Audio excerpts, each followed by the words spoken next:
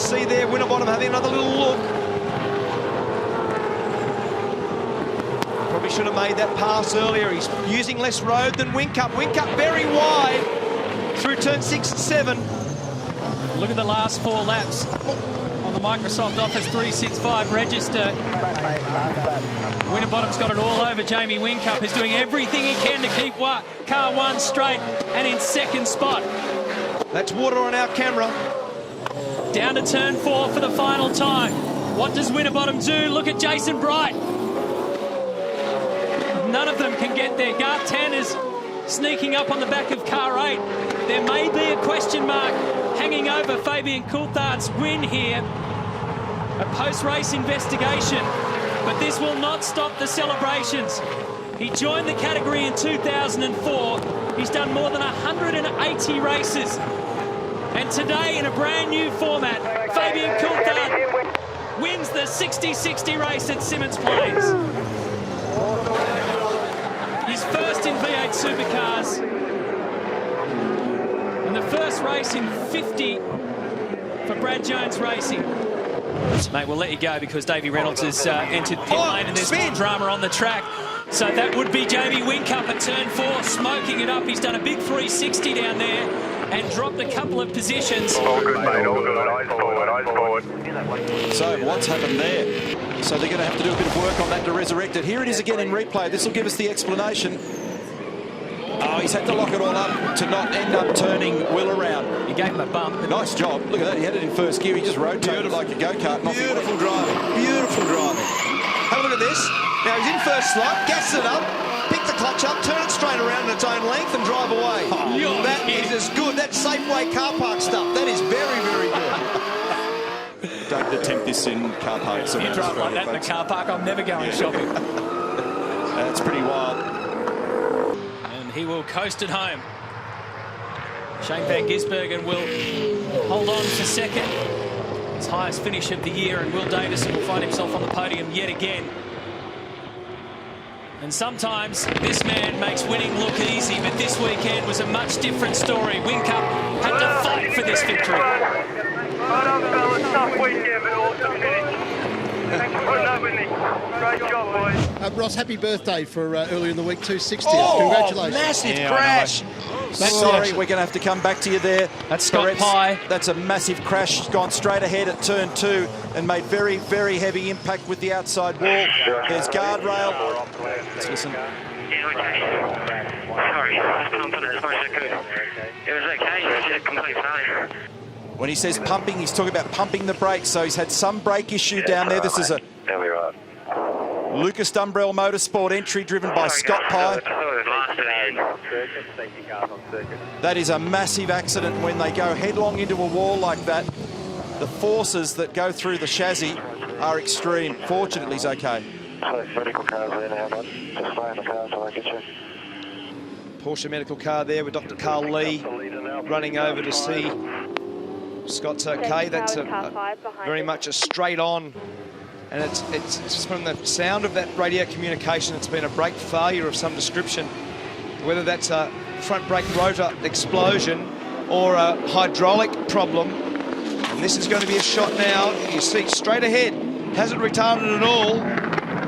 And bang in. That's as heavy front impact as we've seen for a long time. Lucky not to flip over here. You watch the force of this impact and what it does to the Ecole Commodore.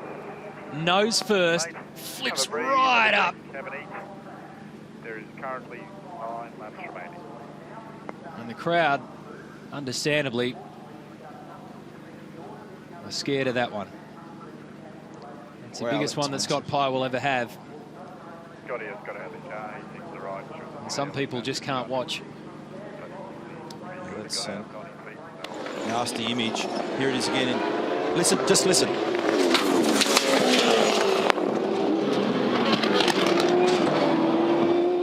So it skated through the gravel. Why it skated through there, we heard Scott say, I was pumping.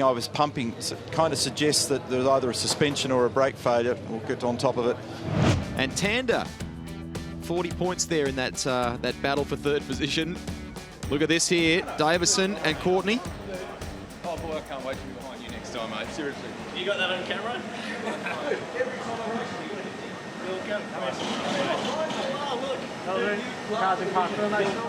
So we'll have a look at the vision, mate, and then come back and apologise. Righto, mate, yeah. Wow. Me, I'm the one going backwards.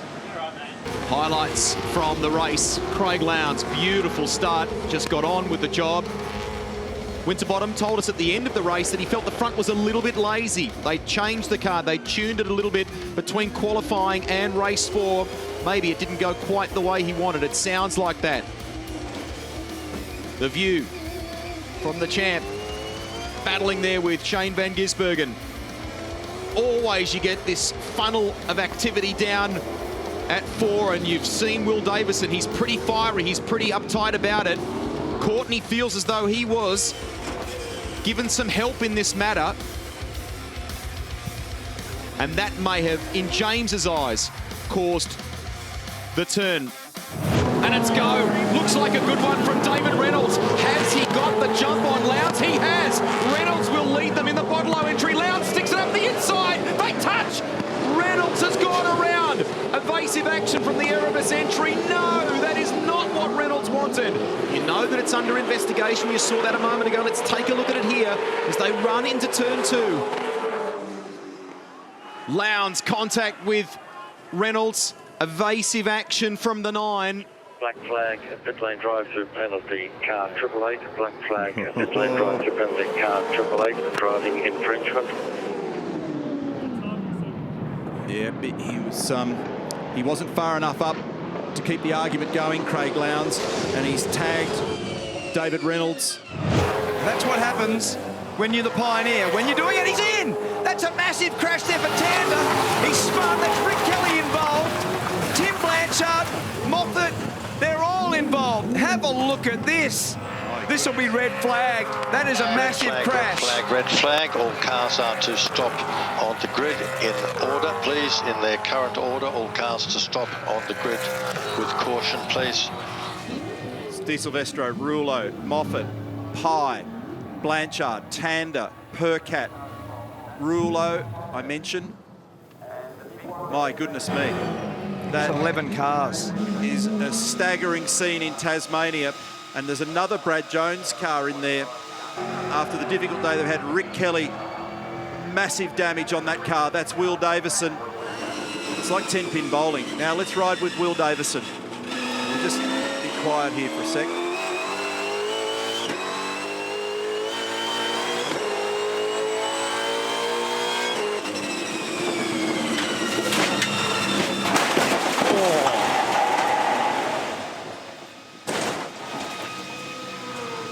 That hurts from this far back.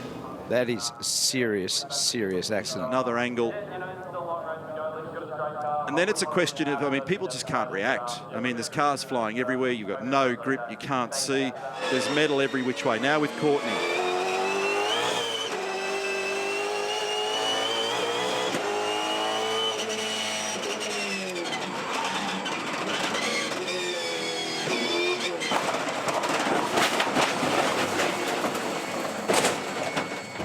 Less than 2,400 metres to go. Craig's already celebrating. The last time that he was a winner in the Virgin Australia Supercars Championship was race 17, Queensland Raceway 2016.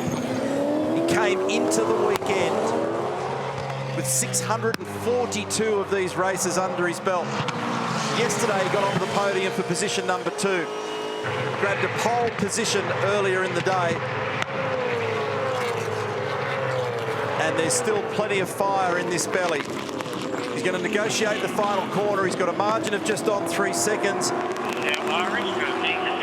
It is win number 10 in Tasmania and career victory 106 for Craig Lowndes. He's back in the game. Stay on track.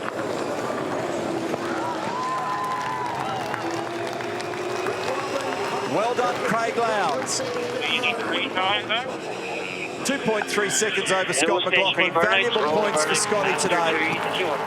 Whincup hangs on for 3rd, so Red Bull Holden Racing Team 1st and 3rd. They'll be on the podium. Shell V-Power Racing position number 2. James Courtney in 4th. Jack LeBrock We applaud his drive for 5th, Scott Pye, Garth Tander, David Reynolds, Nick Percat, Chaz Mostert, and an Autobahn crew that are thrilled with that outcome.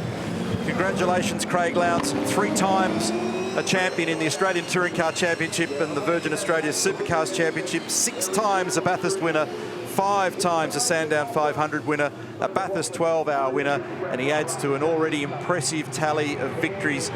On the all-time totem, he's in behind his teammate Jamie Whincup. My colleague Mark Scaife sits 3rd in those rankings, and Craig Lowndes adds more to his magical title of being Mr. Popular in this game. It's been an amazing drive from him today. I mean, he just didn't put a foot wrong. Well, and qualifying, the start, the whole thing, the pass on McLaughlin. But you know what, Neil, when you put it all in perspective and you go through the numbers that you just did, with the runabouts that he's had and how difficult it's been for him, this will be an emotional moment for Craig Lowndes. This will give him faith again that he can win the races. But this contributes to part 1 effectively of the... Whoa! It was a spooky moment for Simona.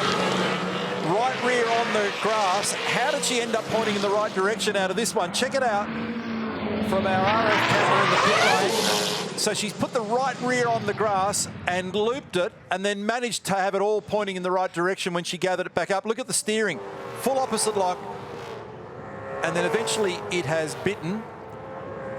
That is an unbelievable moment. And then it steered around its own front wheels, going backwards, didn't have anybody else in that path. And then she's, whoa, hang on, we're pointing the right direction. So the pressure is on right now. There's 55 seconds remaining. Everybody has got to do their best lap now. Waters, Holdsworth and Slater out of the car. They're gone. Van Gisbergen, Winterbottom, Coulthard, current top 3. 40 seconds remaining. Winterbottom is pressing on. Courtney's on a personal best lap. That might improve his position in this field. At the moment, Van Gisbergen's on for a potential career pole number 26. And he's first of the year. Frosty's just found something from nowhere. He's just punched out a 50.69 on his 2nd flying lap on that tyre set. McLaughlin responds with a 50.69. They are separated by 4 1/1000ths of a second. That is unbelievable. Great job, Mark Winterbottom and Scott McLaughlin. They've responded superbly. As you can see, Charlie, he's elated, but that is exceptionally good. 50.6920 plays 50.6960. And have a look at the response. Great job, guys, at Irwin Tools.